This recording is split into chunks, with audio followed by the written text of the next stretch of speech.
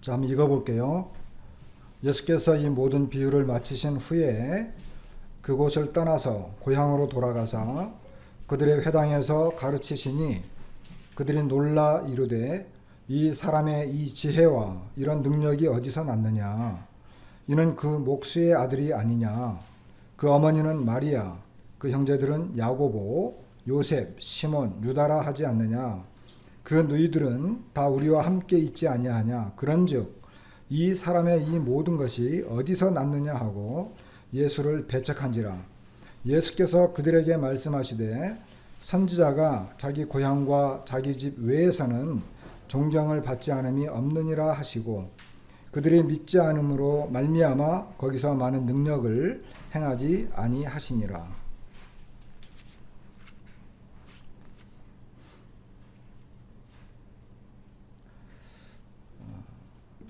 이제 마태복음 13장 마지막 부분을 이제 보고 있습니다. 앞에 글자 보이죠? 네. 그 뒤에서도 보이나요? 예, 다행입니다. 아니면 더 이렇게 확대를 시켜야 되니까 말씀을 드리는 거예요. 이 내용은 마가복음 6장에도 나와 있고 누가복음 4장에도 나와 있어요. 그럼 나중에 이제 비교를 하면서 말씀을 이렇게 보시면 좋습니다. 13장에서 예수님은 천국 비유를 말씀을 하셨어요. 천국에는 예수님의 말씀이 이렇게 뿌려지고 그 말씀으로 말미암아 풍성한 열매를 맺게 되는 데까지 이른다라고 하는 것을 예수님께서 말씀하셨고, 그리고 천국이 이루어져가는 그 과정 속에는 진실된 사람이 있는가 하면 거짓된 사람들도 있다. 그리고 여러 가지 그 말씀은 방해를 받게 된다. 생각나시죠? 말씀은 방해를 받게 된다. 그리고 마지막 때에는 참것과 거짓것이 구별이 되어져서 갈라진다. 나누어지게 된다. 이렇게. 그래서 나누어지게 되면 참것, 다시 말하면 열매들이죠. 곡식, 열매들은 거두어 들여서 곳간에 들어가는, 다시 말하면 천국에 들어가게 되고, 이제 거짓된 사람들, 불신자들, 우리 표현으로는 구원받지 못한 분들은 어디에 들어간다고요? 불못에 들어간다, 지옥에 들어간다라고 하는 것입니다. 자, 이와 같은 말씀을 다 이렇게 말씀을 하셨어요.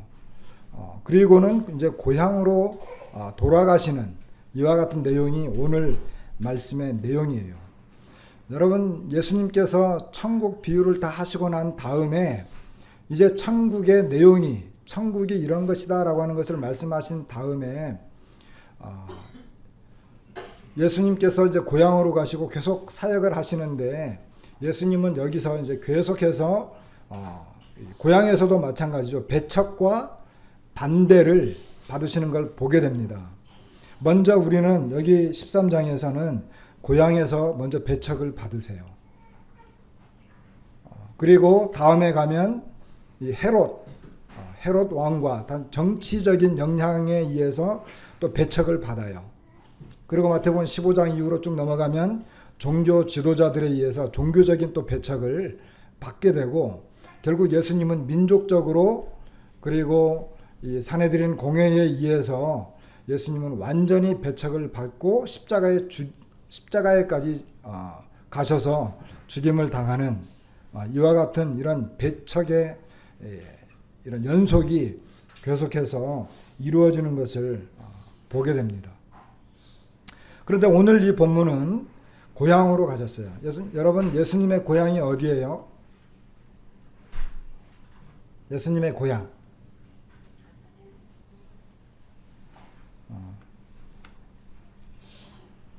여기 누가복음이에요. 금방 누가복음으로 온 거예요. 이 앞에를 보시면 성경이 금방.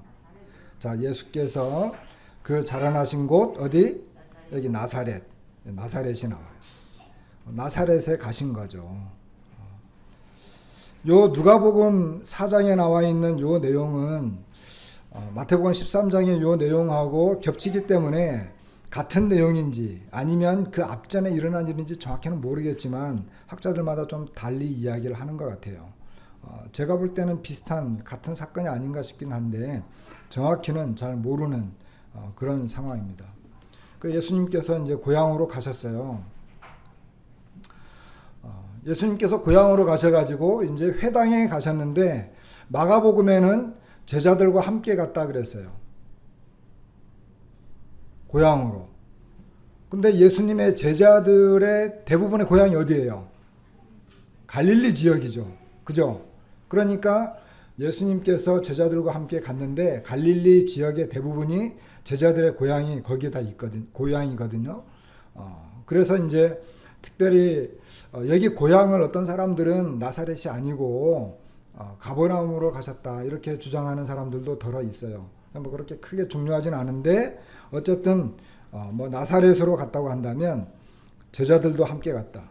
제자들도 함께 갔다라고 하는 건 뭘까요? 이 천국의 말씀을 구체적이고 아주 상세하게 깨달은 사람들이 누구와 더불어서 예수님과 더불어서 함께 간 거예요. 그러니까 예수님께서 천국 복음을 전하는 그 사역이 어디에도 전해져야 된다. 고향에도 전해져야 된다. 그리고 고향에도 함께 가서 그 사역을 감당하시기를 원하셨어요. 그런데 고향에 갔더니 고향에 이제 그 회당 안식일에 여기는 이제 안식일에 빠졌는데 회당에 들어가셨습니다. 그리고 회당에서 가르치셨는데 그 고향 사람들이 굉장히 놀랐어요. 그러면서 하는 말이 이 사람의 이 지혜와 이런 능력이 어디서 났느냐. 그리고 55절에는 이는 그 목수의 아들이 아니냐. 그 어머니는 마리아, 그 형제들은 야고보, 요셉, 시몬, 유다라 하지 않느냐. 그 누이들은 다 우리와 함께 있지 아니하냐. 그런즉 이 사람의 이 모든 것이 어디서 났느냐. 여러분 예수님께서 고향에 왔는데 그 고향 사람들이 예수님을 다 어떻게 너무나 잘 알아봤다는 거예요. 아까 경찬 형제의 가정에 싹 들어왔는데 얼굴을 딱 보는 순간 제가 누군지 알았어요. 고향에 왔거든. 경찬이네. 아들 셋 있는 건 제가 몰랐는데 둘 낳나 싶었더니 셋이 생겼어요. 웃음이 아주 특이하셔요.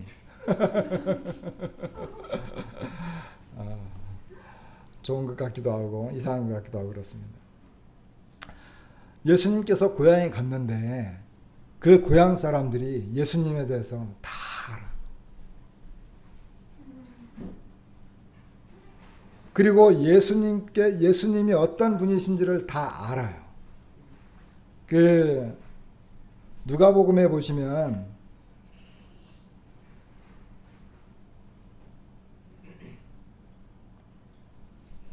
누가복음 4장인데요.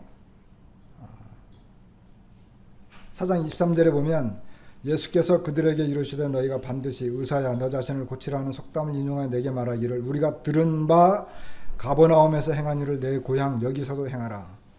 이렇게 이야기하거든요. 만일 이것이 나사렛에서 이루어지고 있는 일이라고 한다면 예수님께서 가버나움에서 어떤 일들을 행하셨는지 이 고향 나사렛 사람들은 가버나움은 갈릴리 약간 북쪽에 있고 나사렛은 약간 남서쪽에 있어요.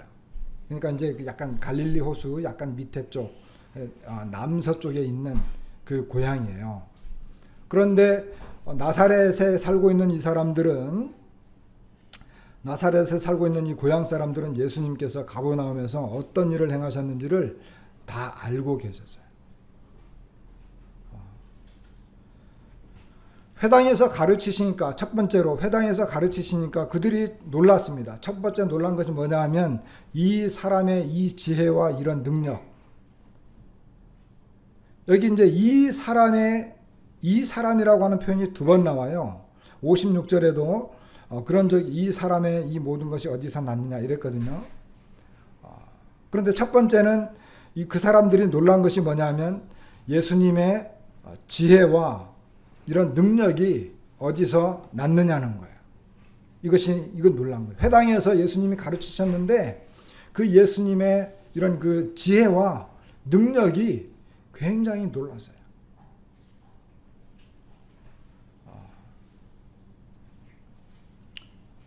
누가복음을 자꾸 보게 되는데, 누가복음에 보면 여기 22절에 보시면 그들이 다 그를 증언하고 그 입으로 나오는 바 은혜로운 말을 놀랍게 여겨 그랬어요. 여기 예수님께서 가르치시는 그 가르침의 그 은혜로운 말, 이 말씀을 보면서 굉장히 놀랍게 여겼다.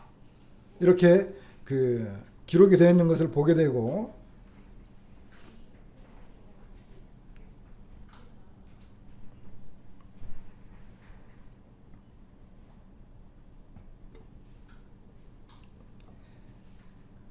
예수님께서 그 회당에서 그 사람들에게 가르칠 때 그 사람들은 어느 날 갑자기 예전에 고향에서 여기 그 56절에 있는 것처럼 함께 자라고 함께 놀고, 그리고 예수님이 이렇게 만들어준 여러 가지 그 예수님도 목수의 일을 했으니까 예수님께서 만들어준 아마 이런 그 소품들, 가구들 또는 고쳐주신 것, 이런 예수님이 무슨 일을 했는 것까지 다 알아요. 그런데 예수님께서 회당에서 가르치실 때 보니까 그 가르침은 굉장히 놀라운 가르침이었어요. 어느 날 갑자기 고향 사람이 왔는데, 이 고향 사람이 굉장히 유명하고 그리고 굉장히 지혜롭고 굉장한 능력을 가지고 그냥 갑자기 나타난 거예요. 그러면 여러분 어떻게 했어요? 저 사람이 저런 사람이었나? 그죠? 저 사람이 저런 사람이었나? 우리가 알고 있기로는 저 사람 목수잖아. 저 사람이 학교를 제대로 다녔나? 언제 저렇게 저런 그 지혜와 지식이 뛰어난 사람이 됐지? 우리가 알기로는 아직 예수님의 나이가 30세 정도밖에 안 됐잖아요. 그러니까 그 예수님에 대해서 알고 있는 사람들은 예수님이 무슨 학교를 들어간 것도 아니고 전문적인 신학 공부를 한 것도 아니고 어떤 제사장 계열의 사람도 아니고, 그런데 예수님께서 가버나움에서 행한 일, 그리고 심지어 예루살렘에서 행한 일, 들려오는 소문에 의하면 굉장히 놀라운 일을 했다고는 하지만 고향에 들어와서 예수님이 직접 가르치기 전까지는 그냥 긴가민가 했었을 거예요. 그런데 예수님께서 어느 날 느닷없이 제자들을 대동해가지고 딱 나타나서 회당에서 가르치시는데 그 가르치심이 너무나 놀라운 거예요. 어느 날 해성같이 나타난 고향 사람인데 그 사람의 지혜와 지식, 그리고 특별히 능력, 이와 같은 것에 고향 사람들은 놀란 거예요. 근데 우리가 여기서 주의해야 볼 것은 나중에도 보겠습니다만은, 여기 아까 이 사람의 지혜, 이 사람의 이 모든 것, 다시 말하면 고향 사람들은 예수님을 볼 때 단순히 사람으로밖에 보지 않았어요. 고향 사람으로밖에 보지 않았어요. 고향에 알고 지내던 친구에 불과했어요. 고향에서 알았었던 그 목수의 아들, 요셉 아들이잖아. 마리아, 이 마가복음 6장에는 마리아의 아들이라고 하는 놀라운 표현을 써요. 마리아의 아들. 마가복음에 보시면 이 사람이 3절에 보면 이 사람이 마리아의 아들 목수가 아니냐 이렇게 표현했잖아요. 그런데 보통 누구 아들 하면, 저는 우리 경창에 이제 죄송해요, 우리 자매님 이름을 잘 몰라서 근데 우리 여기 저 큰아들 이름 잘 몰라요. 근데 우리가 볼 때 경찬 형제 아들이야 이러잖아요. 그러죠? 누구 아들을 이렇게 이야기할 때 아버지의 이름을 따서 부르잖아요. 누구 아들 그러잖아요. 그런데 여기 마가복음에는 누구의 아들요? 마리아의 아들, 직업이 목수. 그럼 마리아의 아들이라고 표현할 때는 그 표현에 어떤 의미가 들었을 것 같아요?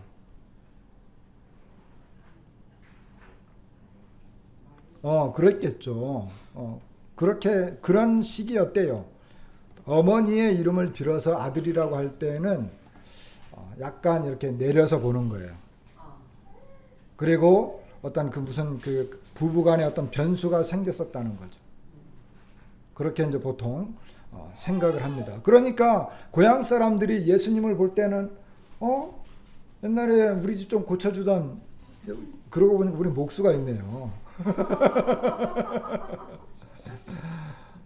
우리 박문수 사장님이 직업이 목수이신데 우리가 알고 있던 목수로만 알고 있다가 정말 예수 그리스도를 믿고 구원받으시면 그 목수 일을 하시던 그분이에요. 그런데 하나님의 아들이 되었다고요. 거듭난 성도가 됐다고요. 우리의 형제라고요. 이런 식이에요. 무슨 것은 이해가 되죠? 근데 예수님께서 왔을 때 그 목수네? 이런 식으로 봤다는 거예요. 그리고 여기 이제 마태복음 있는 것처럼 그 고향 사람들은 이 사람의 지혜라고 표현하는 걸 계속 반복하는 걸 보면 예수님을 단순히 무엇으로만 봤다?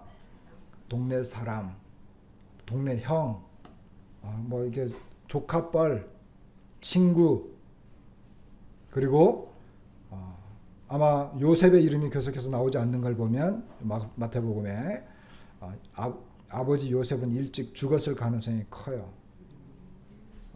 그렇다고 한다면 마리아의 아들인데 아버지 없는 아들이잖아요. 그러면 이제 좀 별 볼 일 없는 그런 사람이 될 수도 있어요. 그런 사람으로만 보았다는 거예요. 물론 예수님에 대한 어떤 소문과 능력과 실제 회당에서 가르치실 때 그 은혜로운 말씀을 인해서 사람들이 놀랐다 그랬거든요. 그 백성 놀랐다라고 하는 것은 굉장히 그 금악을 금치 못했다라고 하는 표현이에요. 누가복음에 그리고 여기 나와 있는 이 놀랐다라고 하는 것은 이 경악을 금치 못했다, 깜짝 놀랐다라고 하는 표현이에요.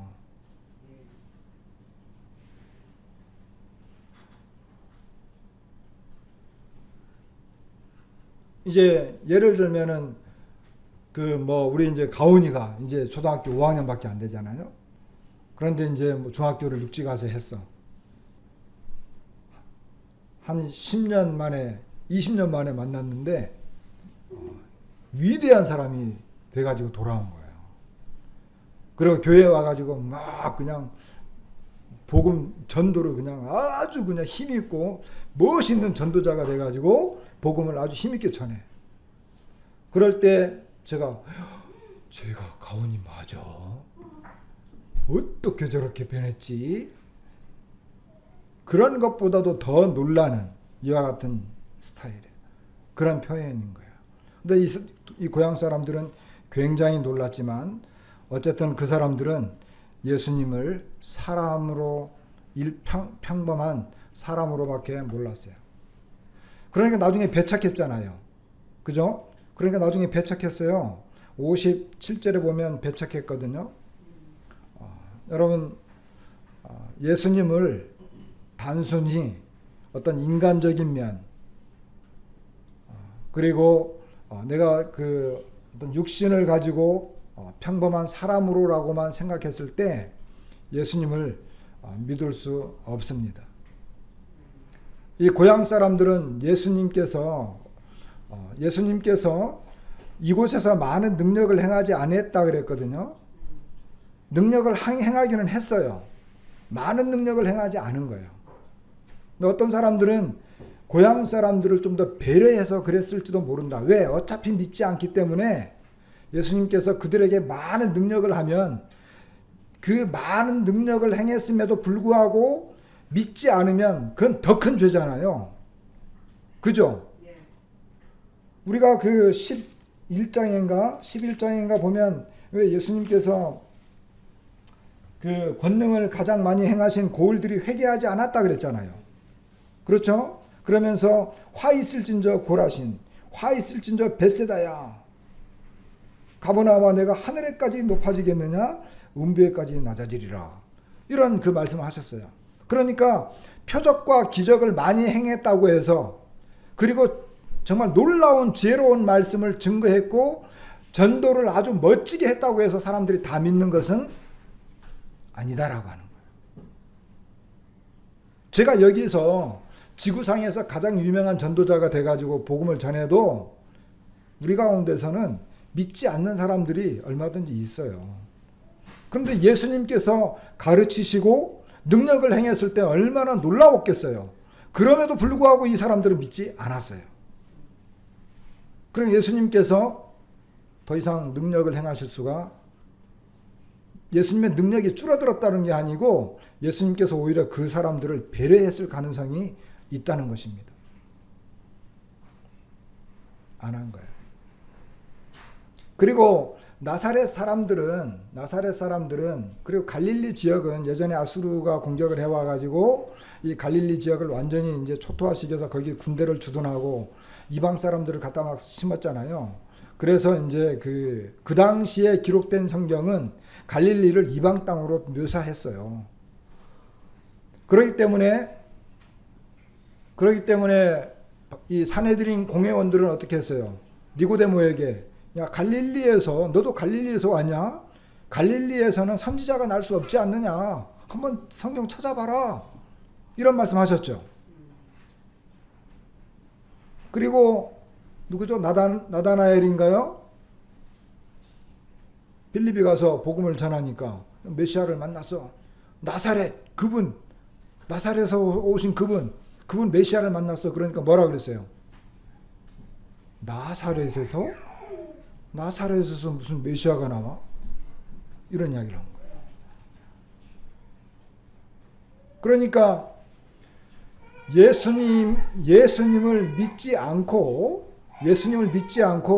예수님의 능력을 제한하거나 예수님으로 하여금 더 이상 능력을 나타내지 못하도록 이 사람들은 자기 자신들 속에서 이미 불신과 그리고 자신들에게서는 더 이상 어떤 하나님을 향한 이런 믿음이 생겨날 수 없다라고 하는 이런 것들을 갖고 있었던 거예요. 그렇게 되면 예수님을 믿을 수 없어요. 보통 사람들의 마음에 어떻게 나 같은 사람이 내가 살아온 삶이 어떤데, 내가 하나님 앞에 지은 죄가 어떤데 어떻게 내가 믿을 수 있겠어? 내가 어떻게 구원받을 수 있겠어?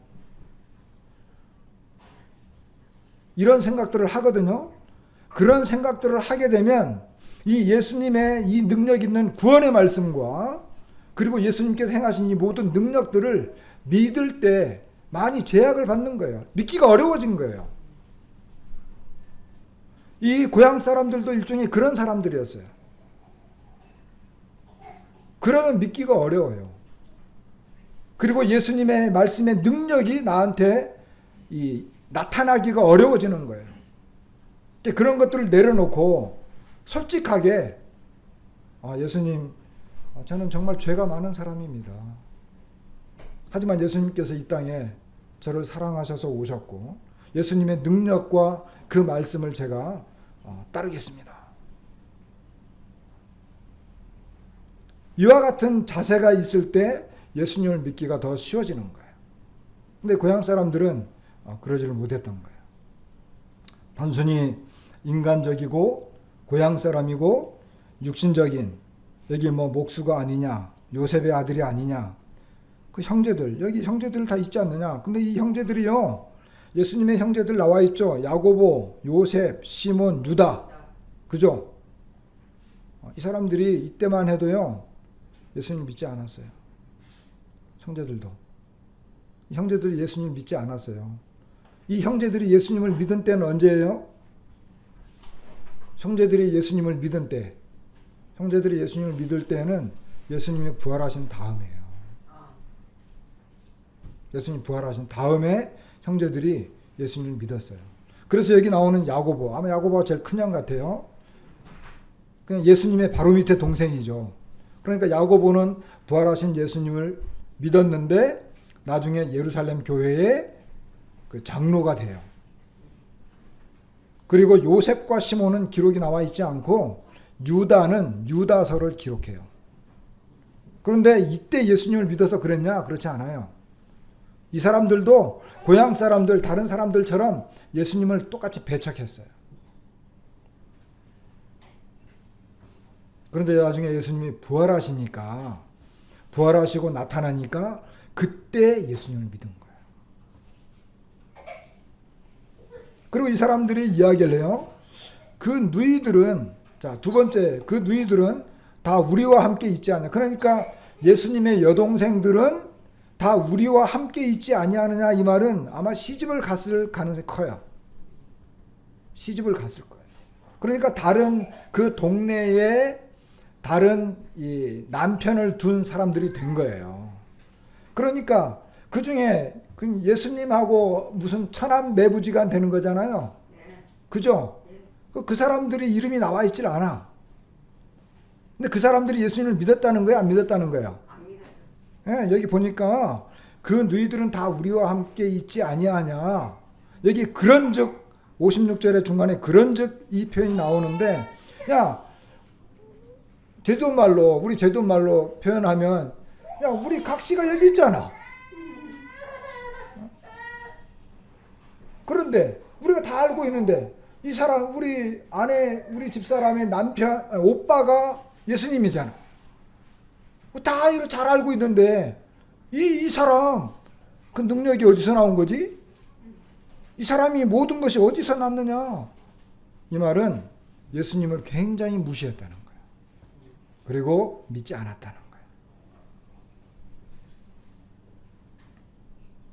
그럼 예수님을 어떤 우리의 육신적인 눈과 인간적인 눈, 그리고 예수님을 단순히 사람으로만 생각하기 때문에 아무리 예수님이 능력을 행하고 지혜를 가르쳐도 사람들이 믿을 수 없었던 것을 보게 됩니다. 그럼 우리는 예수님을 어떻게 봐야 되나요? 우리는 예수님을 어떻게 보고 있나요? 예수님을 그냥 몫으로 보고 있나요?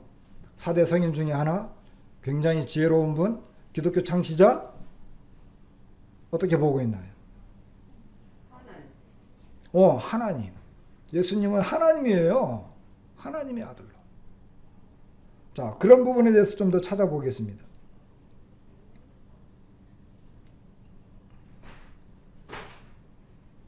예수님께서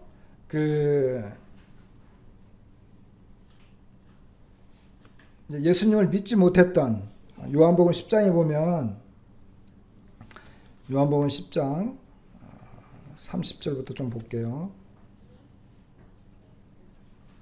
예수님께서 이런 말씀 하셨어요. 여기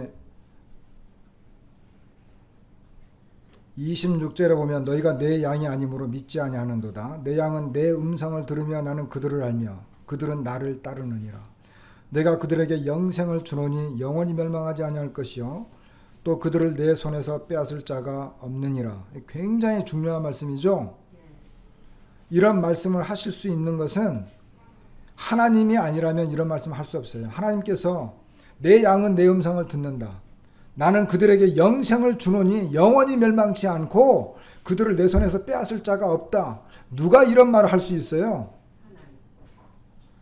그들을 주신 내 아버지는 만물보다 크심에 아무도 아버지 손에서 빼앗을 수 없느니라. 나와 아버지는 하나이니라 하신대 그랬어요. 그러니까 어땠어요? 유대인들이 다시 돌을 들어 치려 하거늘 예수께서 대답하시되 내가 아버지로 말미암아 여러 가지 선한 일로 너희에게 보였거늘 그 중에 어떤 일로 나를 돌로 치려 하느냐. 유대인들이 대답하되 선한 일로 말미암아 우리가 너를 돌로 치려는 것이 아니라 신성 모독으로 인함이니 내가 사람이 되어 자칭 하나님이라 함이로라 그랬어요.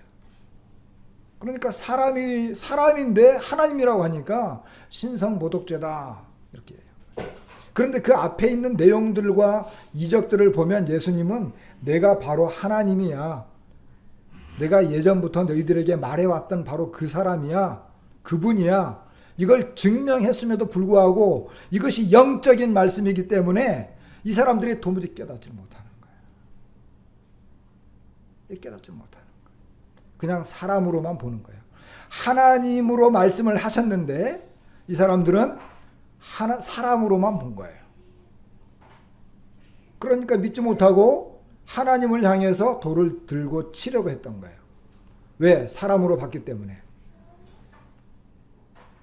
우리가 예수님을 이야기하고 있어요. 예수님은 하나님의 아들입니다. 그분은 하나님의 아들로 우리의 죄를 담당하신 유일하신 분이십니다. 그런데도 그 예수님을 사람으로 보고 믿지 못할 분으로 본다라고 하는 것은 그 예수님을 향해서 돌을 들어서 치려고 하는 것과 똑같은 거예요. 왜? 단지 예수님을 사람으로만 보고 있기 때문에. 사도 바울도 예수님을 믿기 전에는 그랬어요.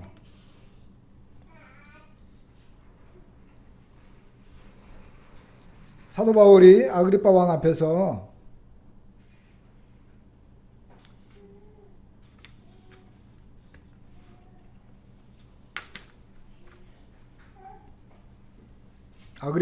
앞에서 이제 자신의 믿음을 이야기하면서 뭐라고 말했느냐면, 그가 옛날에 9절에 보니까 나도 나사렛 예수의 이름을 대적하여 많은 일을 행하여야 될 줄 스스로 생각하고.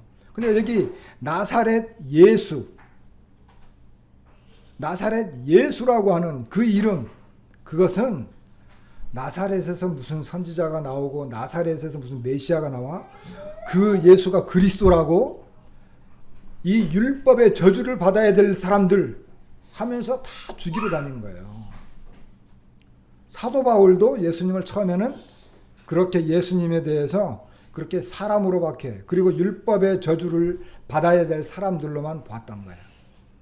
그렇게 생각했던 거예요. 고향 사람들처럼 예수님에 대해서 그렇게 보았을 때는 도저히 이해할 수도 없고 믿을 수도 없었던 것을 보게 됩니다.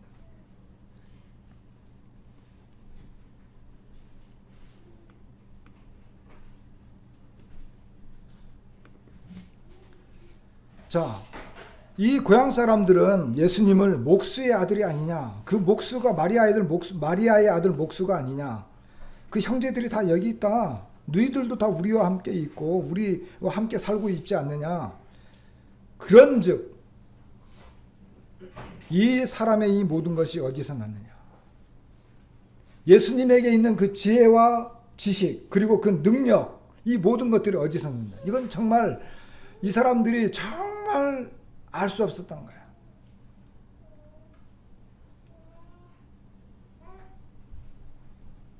바리새인들이 예수님을 성경 우리가 지난번에 그 말씀을 봤죠. 이 바리새인들은 예수님의 행하신 그 능력이나 이런 것들을 귀신의 왕 바알세불을 통해서 했다, 이런 이야기 했죠. 여러분, 구약 성경을 읽다 보면 삼손이 굉장히 힘이 세잖아요.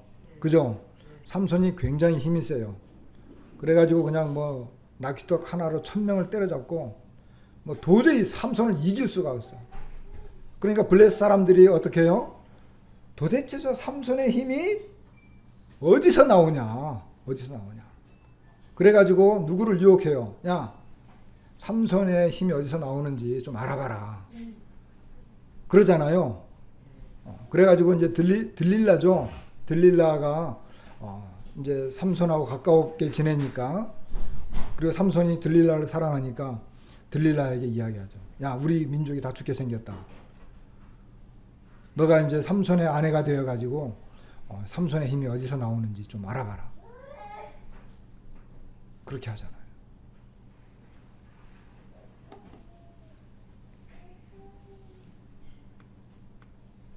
마태복음 21장에 보면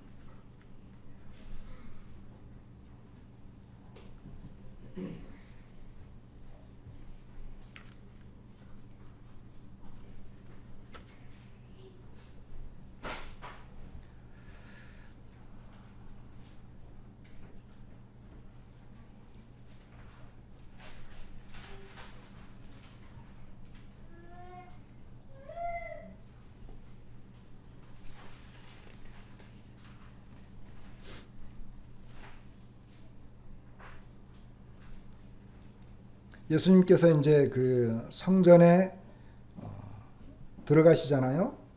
그러니까 11절에 보니까 무리가 이르되 갈릴리 나사렛에서 나온 선지자 예수. 예루살렘에 들어갔더니 예루살렘 성이 완전히 뒤집어졌어요.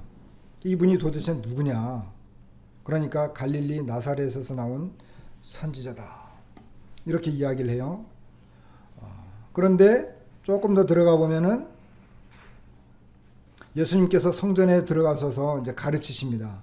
그러니까 대제사장들과 백성의 장로들이 예수님에게 이야기해요.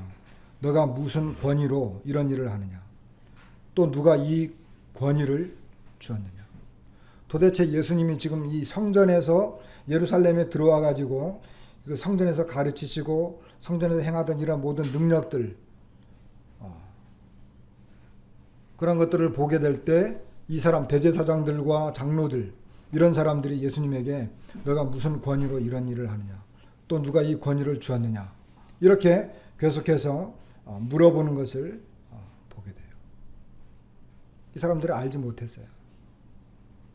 근데 요한복음 9장에 보면 어떤 내용이 나와요? 요한복음 9장에 보면 날 때부터 소경된 사람을 예수님께서 고쳐주잖아요. 그런데 이 소경으로 난 사람이 고침을 받고 나니까 바리새인들이 도저히 믿을 수가 없었어요. 그러니까 이 사람이 정말 이상하다. 내가 태어날 때부터 소경이었는데, 그리고 그분이 나를 고쳐줬는데 왜 이 사람들은 그분을 믿지 못하지? 아니, 태어날 때부터 소경난 사람을 누군가 고쳐줬다, 이런 것을 전에도 없었고 후에도 없고 이때까지 이런 사건이 없었는데 이런 놀라운 능력을 행했는데도 왜 이 사람들은 믿질 못하지? 이렇게 반문하니까 바리새인들이 이 사람을 내쫓아버려요. 그리고는 내쫓으니까 예수님께서 어디에서 이 사람을 만나요? 성전에서 이 소경을 만나요. 다시 눈이 뜨진 소경이죠. 그러니까 이 소경에게 와가지고 예수님이 이야기를 하세요. 너가 정말 인자를 믿느냐? 거기에 인자라고 하는 것은 바로 그리스도예요. 그러니까 소경이 예, 제가 믿기를 원합니다. 제가 믿겠습니다. 제가 믿겠습니다. 그분이 누굽니까? 예수님이 나다.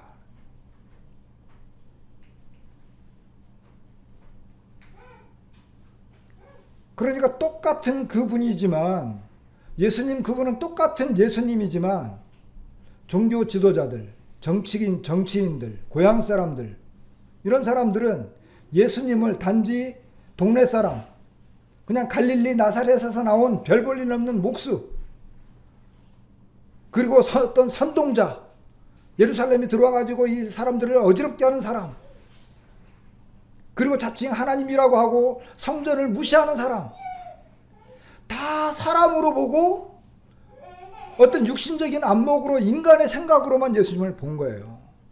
그런데 그 예수님을 메시아로, 그리스도로, 정말 구원자로, 하나님으로 믿는 사람들은 불과 몇 사람 안 됐다는 거예요. 그 태어날 때부터 소경으로 난 사람이 고침을 받고 나서 그 예수님을 믿을 때에도 그 소경만 믿은 거예요.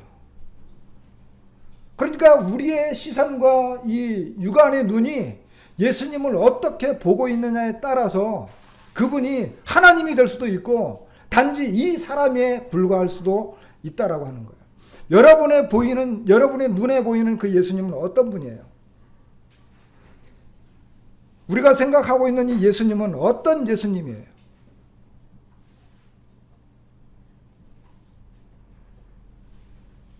만일에 우리도 동일하게 예수님을 단지 이 사람이라고 하는 사람으로만 생각한다면 우리 속에서는 어떠한 능력도 나타나지 않아요. 예수님께서 또한 성령께서 우리 속에서 어떠한 일도 하지 않아요.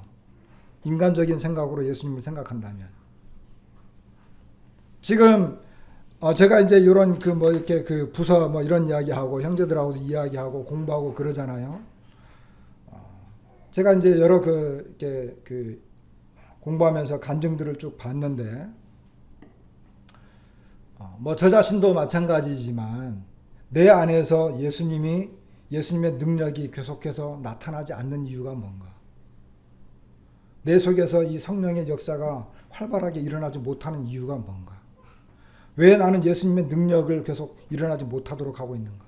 왜 내 속에서 예수님은 계속해서 일하지 못하고 있는가? 뭐라고 생각하세요?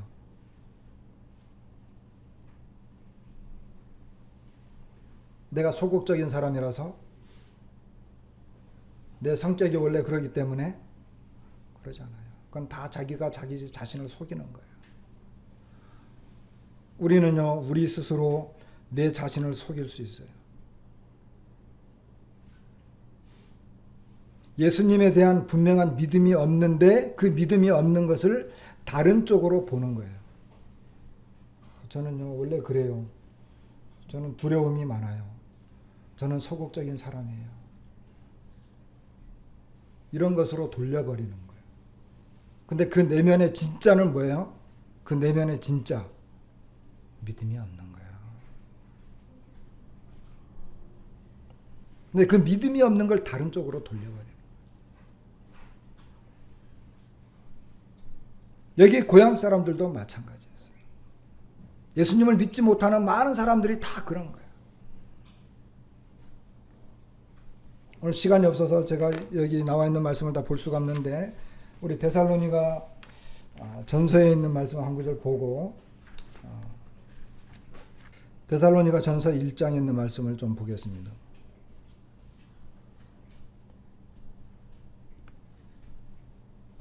이 말씀 보기 전에 우리가 알고 있는 마태복음 17장에 가면 사람들이 그 제자들이 그 어떤 믿음이 없어요. 그러니까 예수님께서 그러죠. 17장에 그 찾지는 마세요.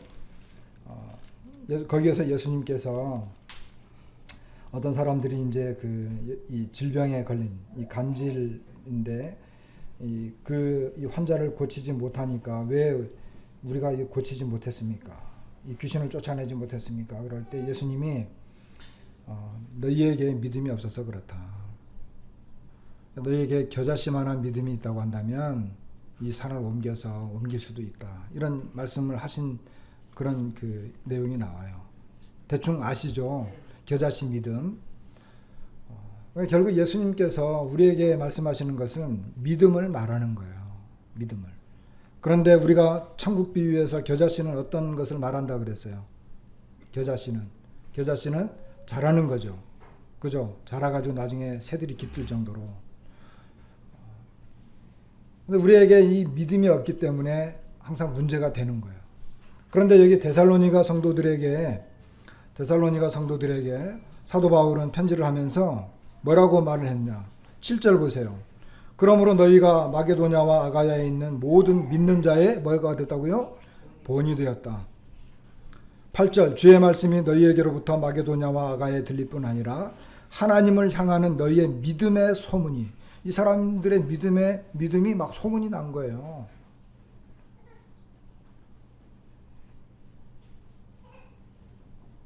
그리고 그 사람들이 믿은 믿음이 뭐냐 하면은 살아계신 우상을 버리고 살아계신 하나님께로 돌아왔다라고 하는 이와 같은 내용, 이런 믿음들이 있었고, 그 다음에 예수님께서 10절에 보면 예수님께서 다시 하늘로부터 강림하실 것을 너희가, 여기 보면 어떻게 기다리는지를 말하니 그래요. 어떻게 기다리는지. 여러분들은 예수님을 어떻게 기다리세요? 우리는 예수님을 어떻게 기다릴까요? 믿음으로. 어떻게 기다릴까요? 좀 막연하죠, 우리들은. 그죠? 예수님 오실 때가 됐어. 오시겠지. 오실 때가 다 된 것 같아. 근데 데살로니가 성도들은 굉장히 구체적이었다는 거예요. 굉장히 구체적이었다. 어떻게? 이는 장래에 노하심에서 우리를 건지시는 예수님이라. 그러니까 예수님께서 다시 오실 때 정말 이 하나님의 진노, 그리고 세상을 심판하는 이와 같은 것에서부터 그들이 건짐을 받는, 확실하게 구원받는. 그런데 데살로니가 성도들이 이런 기다림을 갖고 있었던 건 뭐냐 하면, 데살로니가 성도들이 그냥 편안하게 신앙생활을 하니까 이런 생각을 가졌던 것이 아니고, 데살로니가 성도들은 엄청난 핍박을 받고 있었어요. 그러니까 그들에게 예수님이 다시 오셔서 이 하나님의 진노로 이 세상을 심판하는 것은 굉장히 그들에게는 현실적이었어요. 우리가 예수님을 기다리고 있는 이 기다림은 너무 막연해요. 왜? 그냥 때가 된 것 같아. 예수님 다시 오실 때가 됐어. 뭐 말을 많이 듣기도 했지만 너무나 막연하고 애매하고 현실감이 너무나 떨어져. 그런데 데살로니가 성도들은 이것이 현실이었어요. 그러니까 그들의 신앙과 삶의 현실이었던 거예요. 그러니까 사도 바울이 그들이 어떻게 기다리는지, 그들의 예수님을 기다리는, 예수님을 바라보고 소망하는 그 삶은 굉장히 실제적이었다라고 하는 거예요. 그들의 신앙은 형식적인 신앙이 아니었어요. 우상을 버리고 살아계신 하나님께로 돌아왔다라고 하는 표현은 그들이, 여러분 이제 우리 강자옥 자매님 유럽 다녀왔잖아요. 터키 그쪽 진역 다녀왔잖아요. 뭐 나중에 한번 물어보세요. 거기 가면 예수님의 이 초대교회만 모습이 있는 게 아니고 거기 무슨 뭐 에베소라든지 라오디게아라든지 그 다음에 이제 서머나 이쪽에 뭐 가보면, 저는 안 가봤지만 사진으로 보면 온갖 신전들, 우상들 막 꽉꽉이에요. 그런 배경 속에서 우상을 버리고, 여기 보면 우상을 버리고 하나님께로 돌아와서 살아계시고 참되신 하나님을 섬긴다라고 하는 것은 실제였다고 하는 것입니다. 우리의 막연하고 애매하고 그냥 어떤 이 상상 속의 하나님이 아니라 이분들은 실제적이었다는 거예요. 이게 믿음이라고 하는 것입니다. 이게 믿음이라고 하는 거예요.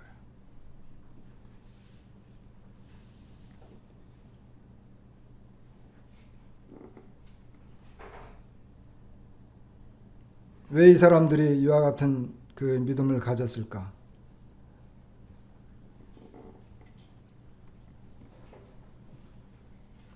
우리가 잘 아는 말씀인데, 한구절 보고 잘 아는 말씀인데 2장 13절, 이러므로 우리가 하나님께 끊임없이 감사함은 너희가 우리에게 들은 바 하나님의 말씀을 받을 때에 사람의 말로 받지 아니하고 하나님의 말씀으로 받음이니 진실로 그러하도다.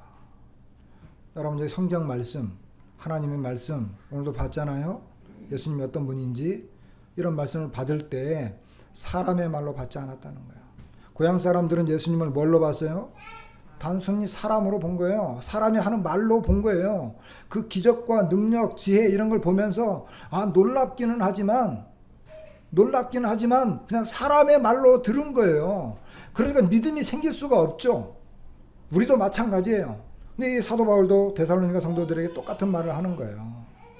그들이 사람의 말로 받지 아니하고 하나님의 말씀으로 받았는데 진실로 아멘 했다는 거예요. 그러니까 이 말씀이 또한 너희 믿는 자 가운데서 어떻게 한다고요? 역사하는 거예요. 내 속에서 역사해요. 고향 사람들은 어떻게 했어요? 사람의 말로 받으니까 예수님을 내쫓아 버렸잖아요. 배척했어요. 근데 하나님의 말씀으로 받으면 그 말씀이 내 속에서 역사하는 거예요. 역사한다라고 하는 것은 힘있게 운동한다는 말이에요.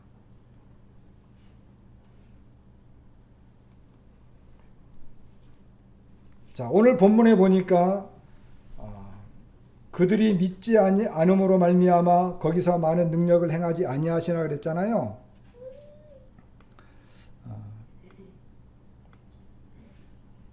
여기 이제 그들이 믿지 않음으로 말미암아 거기서 많은 능력을 행하지 아니하시나. 마가복음에는 어떻게 기록이 됐느냐? 마가복음에는 여기 보세요. 거기서는 아무 권능도 행하실 수 없어 다만 소수의 병자에게 안수하여 고치실 뿐이었고 그들이 믿지 않음을 이상히 여기셨더라 그랬어요. 여기 이상히 여기셨다. 믿지 않음을 이상히 여기셨다. 요 이상히 여기셨다 이것도 굉장히 놀랐다라고 하는 표현이거든요.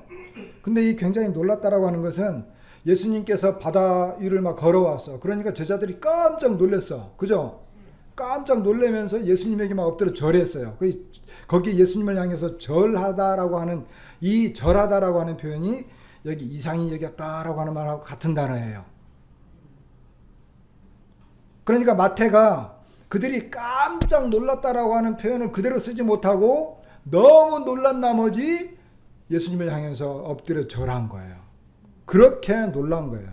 그러니까 여기 표현은 어떤 사람들이 이 사람들이 하나님의 어떤 능력과 말씀과 어떤 기적을 보았을 때 그 어떤 경외심과 두려움으로 놀라는 이와 같은 표현을 할 때 이 단어를 써요. 그런데 안타깝게도 마태복음 이 본문에서는 이것이 뒤집어졌어요. 오히려 예수님이 놀란 거예요. 사람들이 하나님의 이 기적과 능력 이런 걸 볼 때 깜짝 놀라서 정말 경탄할 수밖에 없는 그런 놀라움을 가졌을 때 이 표현을 쓰는데, 여기서는 오히려 예수님이 놀랬고 예수님이 놀란 거예요. 이 거꾸로 된 거예요. 여러분, 말씀을 마칩시다. 믿지 않은 상태로 주님을 보게 되면, 그리고 어떤 면에서 아직도 예수님을 믿지 못하고 하나님의 말씀을 믿지 못하고 예수님을 모르고 부인하거나 배척하거나 또는 불신하게 될 때, 여러분, 하늘의 천사들, 예수님조차도 신기할 정도로 놀라워하는 거예요. 아니, 왜 믿지 못하는 거지? 이러는 거예요. 그러니까 우리는 이런 내용을 보면서 우리는 믿는 거죠. 우리 자신을 다시 한번 돌아봐야 되는 거죠. 예수님에 대해서 고향 사람들은 그렇게 했지만 우리가 적용하고 우리가 이 말씀을 볼 때에는, 우리가 이 내용을 생각해 볼 때는 정말 예수님은 하나님의 아들이시지. 내 속에서 나는 어떻게 하나님을 배척하거나 또는 불신 가운데 있지는 않는가, 이런 걸 한번 돌아보게 되는 거예요. 그리고 내 속에서 이 하나님의 능력이 역사하지 못하고 있다고 한다면 나는 예수님을 그냥 피상적으로 어떤 말씀을 보면서 어떤 피상적으로 말씀을 보고는 있지 않은가, 이런 것들을 생각해 보게 되는 거예요. 우리의 믿음을 다시 한번 점검해 보고 예수님에 대해서 다시 한번 생각해 보는 거예요. 이 내용을 이렇게 다 적으셔서 여기 제목을 뭐라고 했느냐면은 가령골 교회의 아름다운 섬김이라고 했어요. 여러분들이 교회에서 어떤 부분에서 교회를 섬기고 싶은지 그 부분을 적는 거예요. 이것은 어떤 책임을 부여하는 것도 아니고 무슨 의무적으로 하는 것도 아니고, 이 교회에서 내가 어떤 부분에서 어떻게 교회를 섬기고 싶다, 관심이 있다, 이렇게 했을 때 이렇게 적는 거고, 이걸 참고를 해서 이제 각자 팀들이 정해질 거예요. 아시겠죠? 믿음을 가지시고 적으시기 바랍니다. 오늘 말씀을 마치겠습니다.